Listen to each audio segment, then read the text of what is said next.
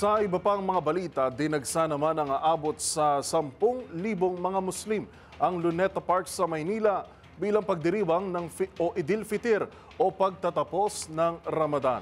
Mababalita si Boy Gonzales. Humigit kumulang sa 10,000 kababayan nating Muslim ang nagtungo sa Luneta Park sa lungsod ng Maynila.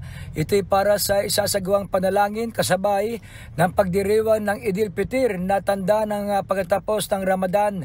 Magkakasama ang bawat pamilyang Muslim ang naghanda at kanya-kanyang pwesto para hintayin ang pagsimula ng panalangin kaninang alas 7 na umaga.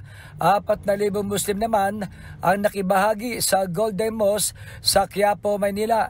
Matapos ang panalangin ay kanya-kanyang selebrasyon sa bawat tahanan at komunidad ang mga Muslim. Ang Idil Fitr ay isang holiday sa mga Muslim na hudyat ng pagtatapos ng pag-aayuno ng Ramadan.